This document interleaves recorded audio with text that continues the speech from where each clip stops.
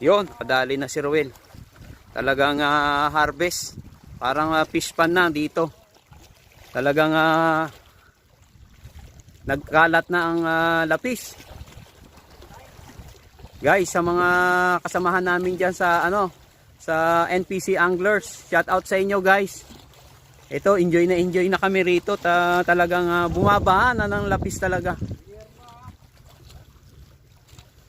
Ayun, si Batang nagpapahinga na dahil pagod na yung kamay kakahuli ng lapis.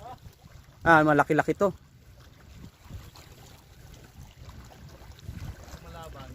Maano yung yung yung reels mo? Ha? Katawan. Masarap 'yan sa